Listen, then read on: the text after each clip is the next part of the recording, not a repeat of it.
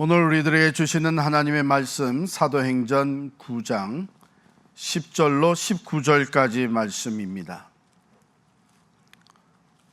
사도행전 9장 10절로 19절까지 말씀을 다 찾으셔서 저와 함께 한 절씩 교독하시겠습니다. 먼저 제가 10절을 읽습니다.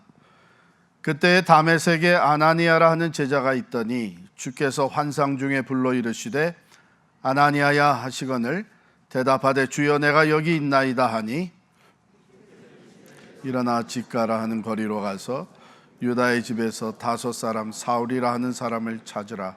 그가 기도하는 중이니라. 그가 아나니아라 하는 사람이 들어와서 자기에게 안수하여 다시 보게 하는 것을 보았느니라 하시거늘 아나니아가 대답하여 주여 이 사람에 대하여 내가 여러 사람에게 듣사온즉 그가 예루살렘에서 주의 성도에게 적지 않은 해를 끼쳤다 하더니 여기서도 주의 이름을 부르는 모든 사람을 결박할 권한을 대제사장들에게서 받았나이다 하거늘 주께서 이르시되 가라 이 사람은 내 이름을 이방인과 임금들과 이스라엘 자손들에게 전하기 위하여 택한 나의 그릇이라.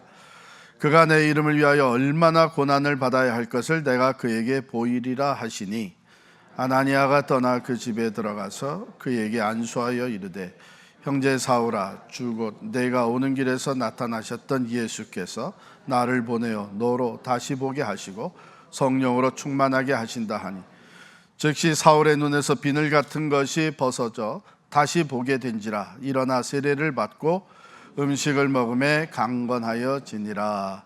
아멘. 2016년 한국의 전경련 중소기업협력센터와 또 채용 포털 파인드잡이 제가 이게 뭔가 했더니 이게 파인드잡이에요.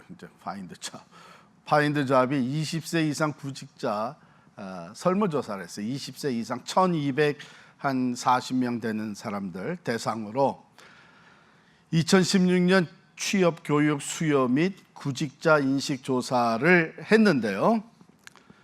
청년들 중에 이제 직장을 얻지 못하는 가장 큰 이유, 그것이 뭐냐면 스펙이 부족해서 힘들다, 이렇게 답이 나왔어요. 스펙이 부족해서.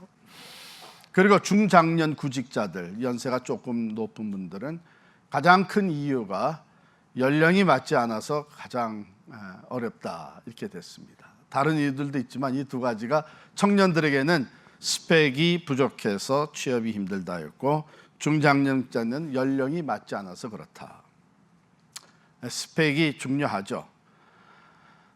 일반적으로 우리 세상에서 스펙을 보게 되면 학력 보죠, 또 경력 보죠, 그리고 자격증 봅니다. 하나님의 일꾼으로 선택받아 쓰임받을 때도 스펙이 필요합니다. 바울, 오늘 본문에는 아직 바울로 불리지 아니하고 사울로 호칭이 되고 있죠. 그가 위대한 하나님의 일꾼이었습니다.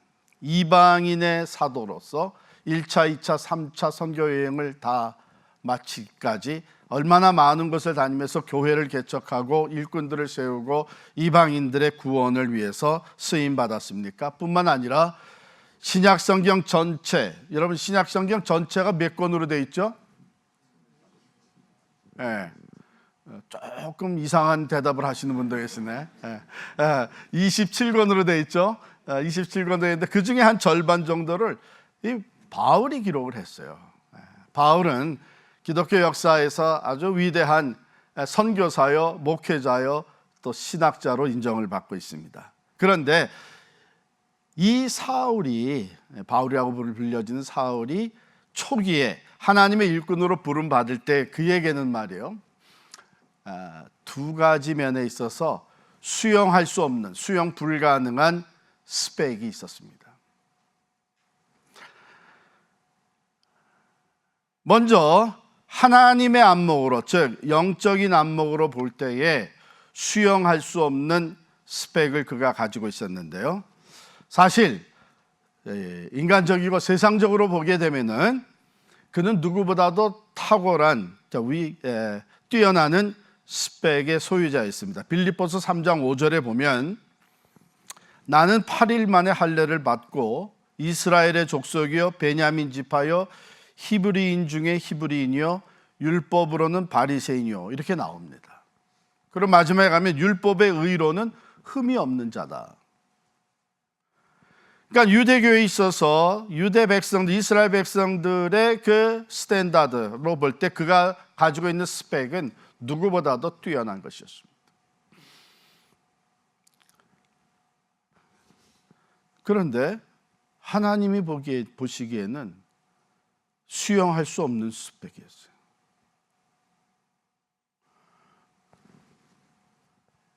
그래서 하나님께서 이 사울을 그 스펙을 갖출 수 있도록 준비를 시킵니다.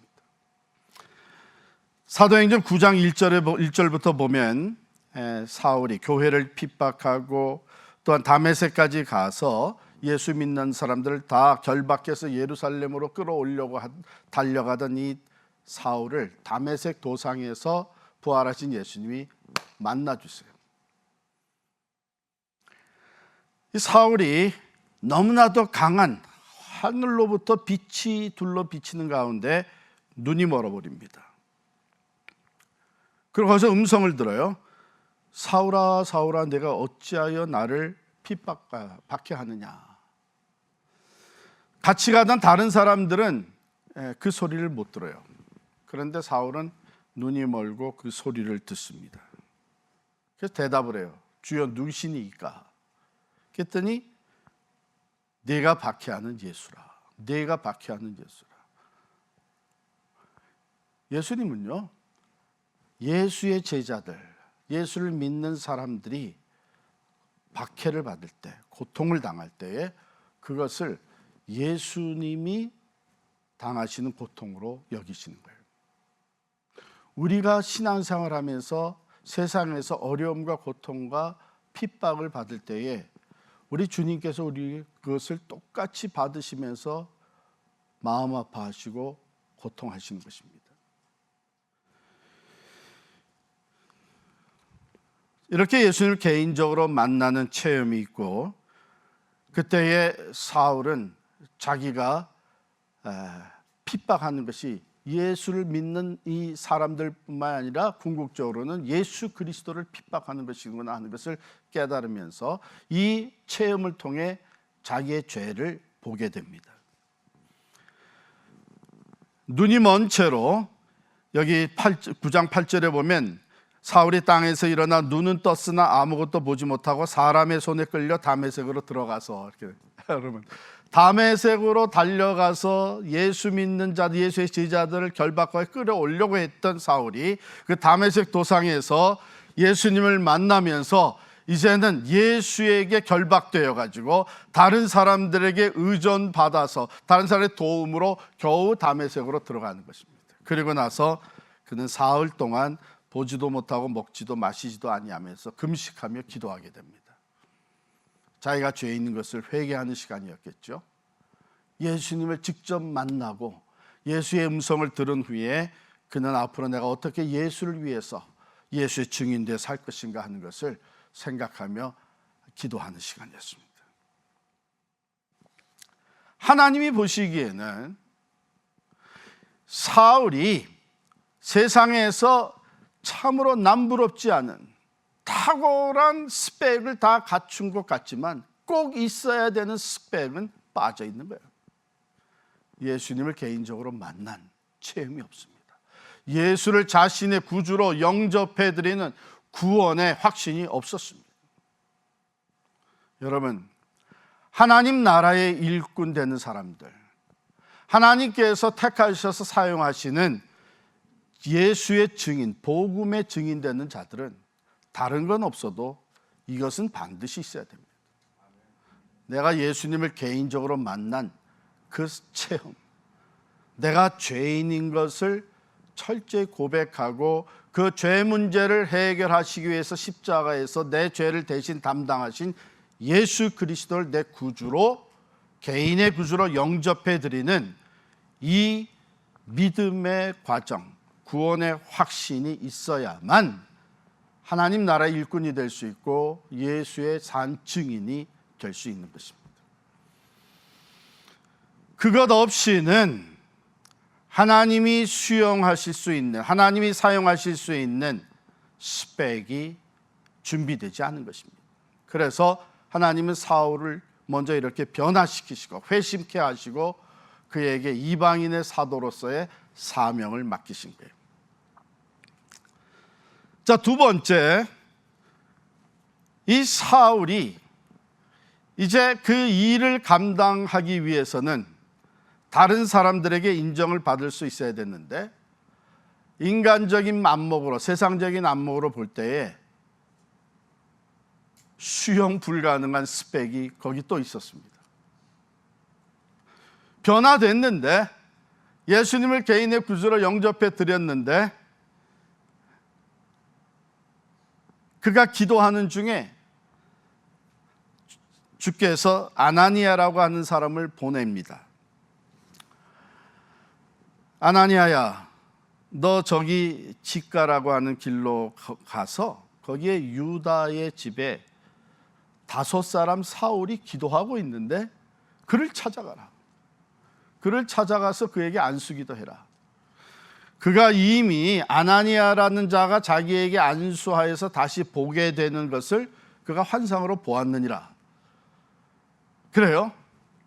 그랬더니 아나니아가 대답을 합니다. 주여, 이 사람에 대하여 내가 여러 사람에게 이미 들었습니다. 예루살렘에서 주의 성도에게 적지 않은 해를 끼친 사람입니다. 여기 다메섹에 온 것도 주의 이름을 부르는 예수의 제자들을 결박할 권한을 대제사장들에게 받아가지고 왔습니다. 그러니 내가 어떻게 이 사람을 찾아가고 이 사람이 어떻게 주의 증인으로 쓰임받을 수 있겠습니까? 즉 사울이 과거에 저지른 죄를 보니까 그 경력 중에 도무지 수용할 수 없는 경력이 거기 있는 거예요. 예수를 믿는 사람들 박해하고 성도들을 잡아가두고 스데반 집사를 순교하는 일에 앞장섰던 사람이에요.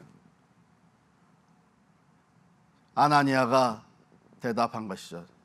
이 사람은 바로 그런 경력을 가지고 있는 사람인데, 그런 스펙인데, 만일 내가 지금 그를 찾아가서 만나면 이것은 마치 맹수 앞에 자기 자신을 먹이로 내주는 자살 행위가 아니겠습니까? 그렇죠. 이게 사울이 과거에 저지른 잘못, 죄 때문에 우리 세상적으로 볼 때는 받아들일 수 없는 수용 불가능한 스펙이 생긴 거예요. 그런데 주께서는 말씀하십니다. 가라. 이 사람은 내 이름을 이방인과 임금들과 이스라엘 자손들에게 전하기 위하여 택한 나의 그릇이라. 사람들이 보는 눈하고 하나님이 보시는 눈하고 이렇게 달라요. 하나님이 보시는 스펙하고 우리 사람들이 보는 스펙하고 이렇게 달라요. 여러분, 아나니아가 이 말씀을 듣고 즉각적으로 순종을 합니다. 맨 처음에는 이 일을 제기했지만 이것이 하나님의 목적이라고 하는 말씀을 듣고 순종해서 가서 사울에게 안수하고 그가 눈을 뜨게 됩니다. 여러분 같으면 이거 순종하기 쉬웠겠어요? 우선 이것을 순종하려면 근거가 확실해야 돼요. 그 근거, 뭐에 대한 근거입니까? 지금 내가 들은 말씀이 주께서 하신 말씀이다라는 그것이 확실히 써야 되잖아요. 그렇죠? 그 다음에 주께서 가지고 내게 알려주신 그 목적, 이 사람을 통해서 이방인들의 구원을 이루게 하시고자 하고 택하신 하나님의 그릇이라고 하는 것에 대한 확신이 있어야 되잖아요. 그거 없이는 순종하기 어렵습니다. 여러분과 제가 하나님의 말씀을 읽고 하나님의 말씀을 이해하면서도 그 말씀대로 순종하지 못하는 이유가 어디 있겠어요? 우리는 이렇게 말씀대로 순종하기 원하지만 그래도 지금 상황이 뭐 이런 식으로 얘기를 하는데, 여러분 더 깊이 우리가 한번 파헤쳐 들어가게 되면 이 말씀이 전능하신 하나님의 말씀이라고 하는 확신이 없는 거예요. 하나님은 이 말씀대로 이루신다고 하는 그 확고한 믿음이 부족하기 때문이죠. 당시에는 이런 말씀이 기록되지 않았었습니다. 그러면 아나니아가 말씀이 들려올 때에, 주의 말씀이 들려올 때 그것을 주의 말씀, 주께서 내게 하시는 말씀으로 받아들이고, 사울을 향한 목적을 얘기하실 때 그것이 주님의 뜻이라고 하는 것을 확신할 수 있었던 것은, 잘 들으시기 바랍니다, 아나니아에게 영적 민감성이 있었기 때문에요. 영적 민감성. 즉 말씀이 들려올 때 이것이 주께서 내게 하시는 말씀이라는 것을 깨닫는 민감성. 말씀이 들려올 때 이것이 하나님의 뜻이라는 것을 내가 확신하고 받아들일 수 있는 민감성. Spiritual sensitivity죠. 그게 있어요. 여러분, 이것은 어떻게 형성이 되느냐? 이것은 매일같이 말씀과 기도로 하나님과 깊은 주님과의 교제를 하는 사람들에게 형성이 됩니다. 그냥 가끔 가다 성경을 읽고 가끔 그저 필요할 때 기도하면서 그것이 형성이 되는 건 아니에요. 우리 골프 치는 사람들 얘기를 들어보면 자기 그 핸디, 특별히 싱글 핸디 되는 사람들, 자기 것을 유지하려면은 일주일에 적어도 2번은 나가야 된대요. 그죠?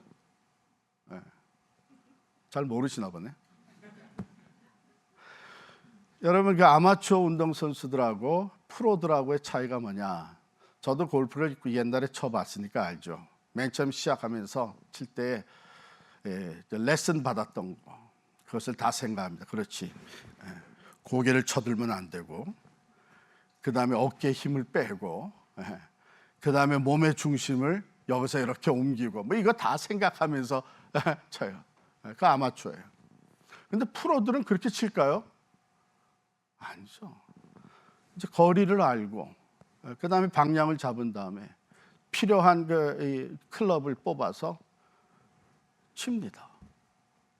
왜요?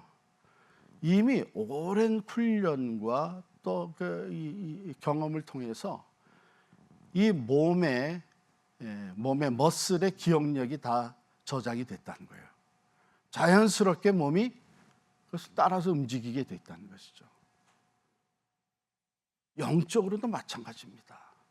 우리가 매일 하나님의 음성을 듣는 훈련, 말씀 묵상하면서 그 말씀 가운데 깨닫고 또 말씀과 함께 주님께 기도하고 하는 이 매일의 생활 속에서 이 영적 민감성이 형성이 되는 겁니다.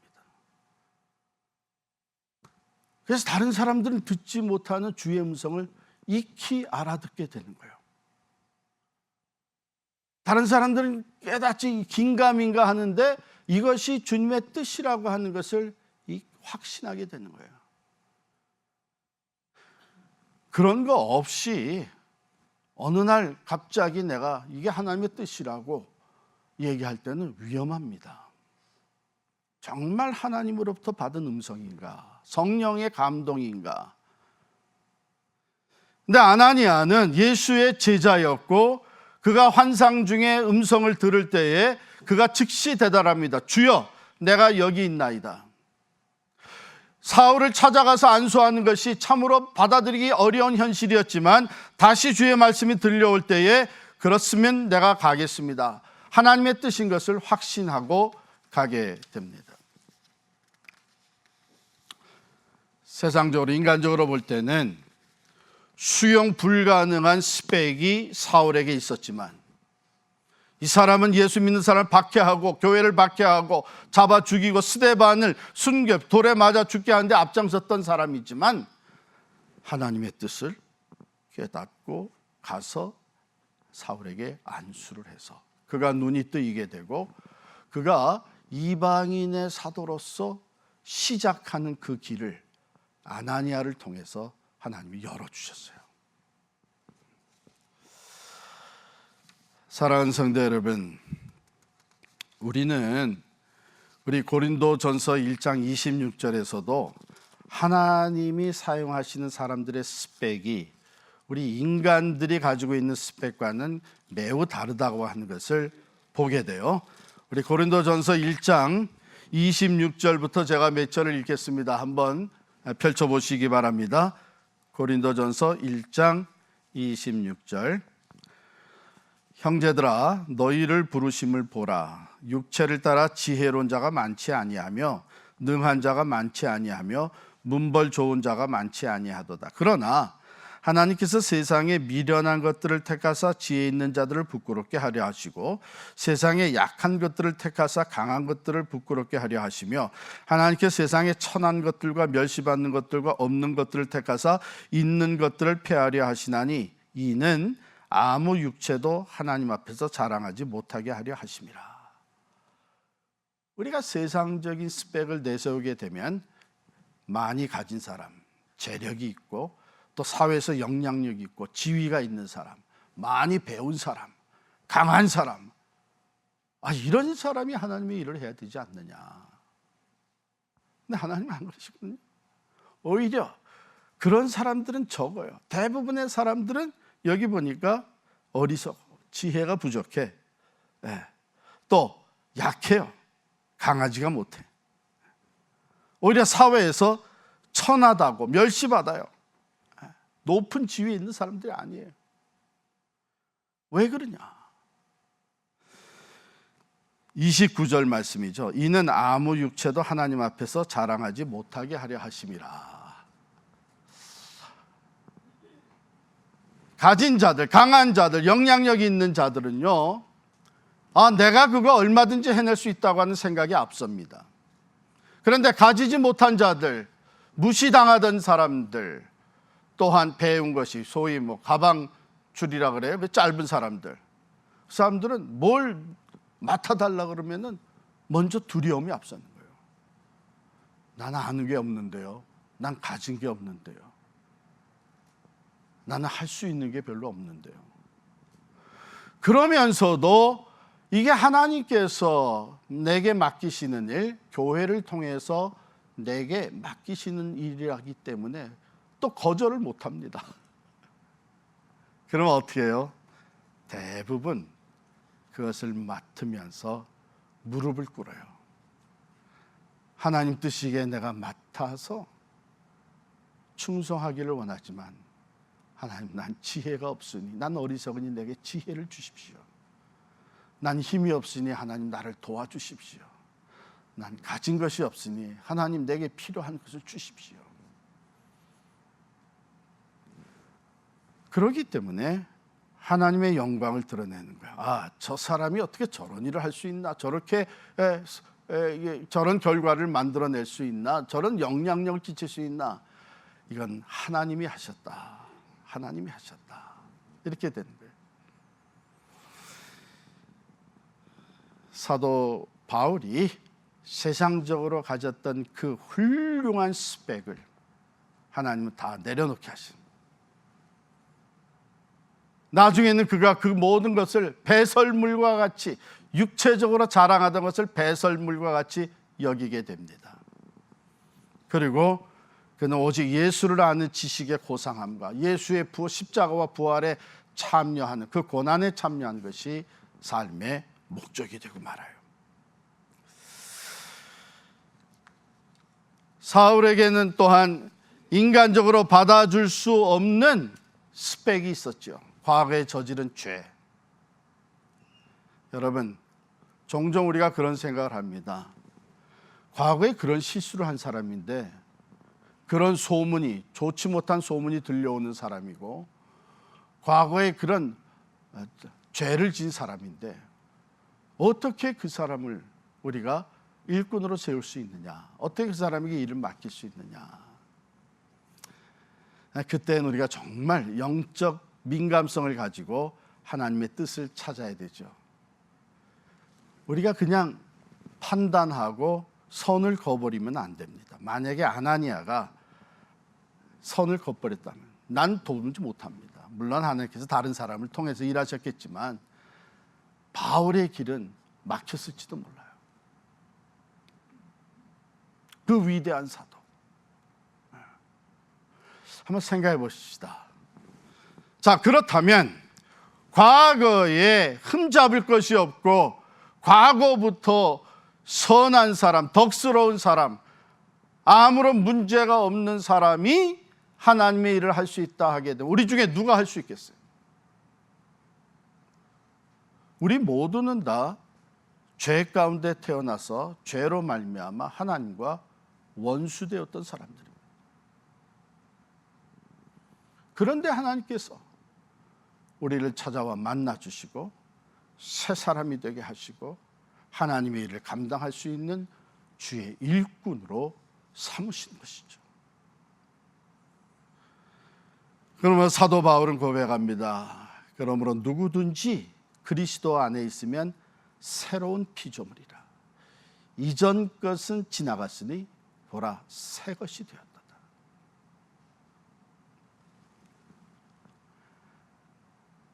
여러분, 우리 주님은 상한 갈대도 꺾지 아니하시고 꺼져가는 심지도 끄지 아니하십니다. 다시 싸매어 주시고 치유해 주시고 하나님의 도구로 사용하기 위해서 성령을 부어 주시는 분이십니다. 오늘 말씀을 여러분께서 함께 되새기면서 꼭 기억하시기를 바랍니다.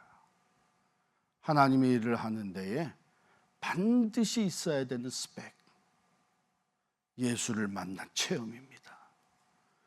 예수님을 내 개인의 구주로 영접해드린 구원의 확신입니다. 다른 건 없어도 괜찮아요.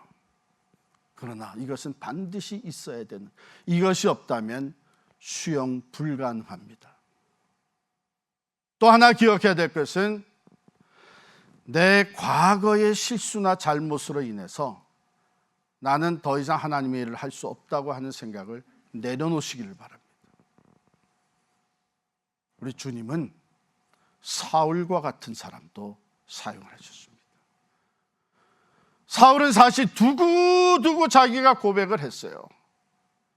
나는 사도들 중에 가장 작은 자다. 아니, 더 시간이 지나면서 나는 죄인이다. 뿐만 아니라 나가서 사도 될 자격도 없는 죄인 나. 나중에 믿음의 아들 디모데에게는 뭐라고 고백을 하냐면 나는 죄인 중에 괴수다. 과거를 보게 되면 나는 스데반 집사를 돌로 쳐 죽인 일에 앞장섰고, 나는 예루살렘에서 가가호 다니면서 남녀노소를 물어나고 예수를 믿는 사람들 다 잡아다가 감옥에 가두었고, 나는 대제사장에게서 공문을 받아서 다메섹까지 예수 믿는 사람들을 다 붙들어 오려고 살기등등하게 달려가던 사람이다. 여러분, 그런데 하나님께서 그를 사용하셨어요. 이방인의 사도로 누구보다도 많은 교회를 세우게 하시고, 심지어는 성경 하나님의 말씀을 기록할 때 신약 성경의 절반 정도를 그가 기록할 수 있도록 그를 사용하셨어요. 여러분, 혹이라도 내 부족하고 연약했던 과거로 인해서 주저하고 앉아있지 마시길 바랍니다. 예수 그리스도 안에서 회개하고 새 사람으로 빚어주신 하나님의 은혜에 감사하면서 모든 것을 하나님께 맡기고 담대하게 예수의 산 증인 되어서 살아가시기를 주의 이름으로 축원합니다. 하나님의 안목으로 바라볼 때에 우리는 예수 그리스도 안에서 우리의 모든 허물과 죄를 보혈로 덮어주시고 새롭게 하시는 하나님의 그 뜻 안에서 담대하게 예수의 산 증인되어 살아갈 수 있는 것입니다. 스펙, 아마 스펙으로 따지면요, 세상적인 스펙에 또 최고의 스펙을 가지고 있었던 사람이라고 할 수 있는 알프레드 노르스 화이트헤드라고 하는 박사님이 계셨습니다. 이분은 19세기에 영국의 대철학자였고요, 수학학자였습니다. 그 외에도 물리학 등 다양한 분야의 석학이었거든요. 거기다 이분은 예수를 믿는 가정에서 태어나 가지고 자랐어요. 그런데 이 젊은 시절에 철학, 수학 이런 것에 심취되면서 신앙에 대한 회의가 생겼어요. 그래서 신앙을 버립니다. 교회를 떠납니다. 교회와 담을 쌓고 지냅니다.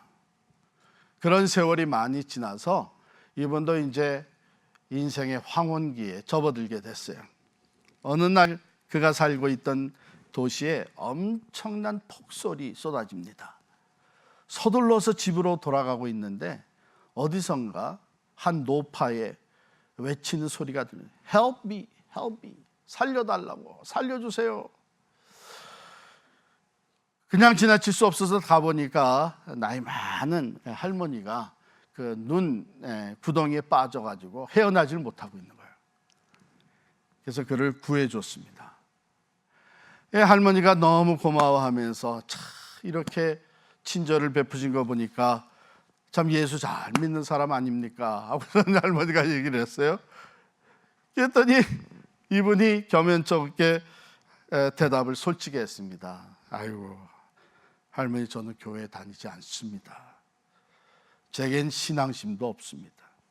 그러니까 이 할머니가 의외로 깜짝 놀라면서, 아니 보니까 나랑 큰 차이 없이 이제 살 날이 얼마 남지 않은 사람 같은데 어찌 아직도 예수를 믿지 않는단 말이오.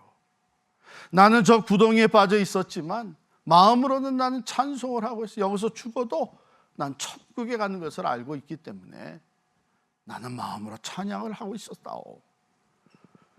어떻게 하려고 아직 예수를 안 믿는 것이오? 이러면서 할머니가 그분에게 꼭 교회 나가라고 전도를 했어요. 이 말을 듣고 화이트 박사님이 갈등이 일어났어요. 도대체 뭐가 있기 때문에 저 할머니는 저런 확신을 가지고 있는가? 내가 세상의 학문을 다 통달하면서도 가지지 못한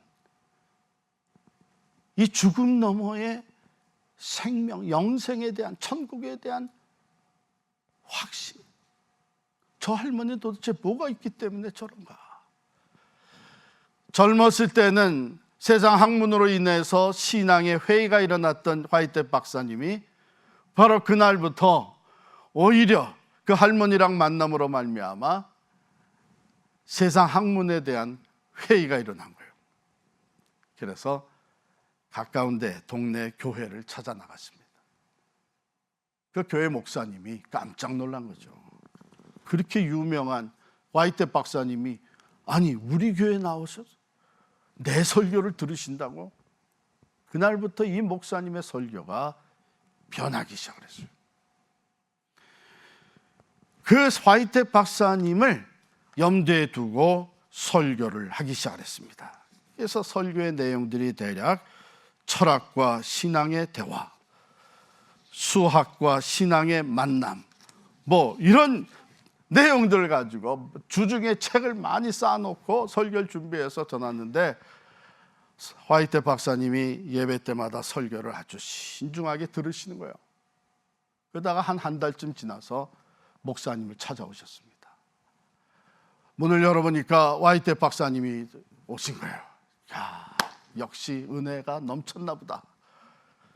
그래서 이제 모셔드렸는데 화이트 박사님이 목사님께 말을 하셨습니다. 목사님, 참으로 죄송합니다. 지금까지 목사님이 하신 그 설교 내용들은 사실은 제가 전문입니다.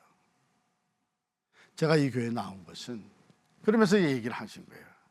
바로 눈이 많이 내렸던 그날 눈덩이에서 내가 끄집어 내드린 할머니가 했던 그 얘기, 나는 그것 때문에 나오기 시작을 했습니다. 그러니 이제는 예수의 얘기를 좀 들려주십시오. 천국에 대해서 얘기해 주십시오. 나도 그 구원의 확신을 갖고 천국의 소망을 갖고 남은 삶을 살기를 원합니다. 여러분, 우리 인생에 가장 필요한 것이 뭡니까?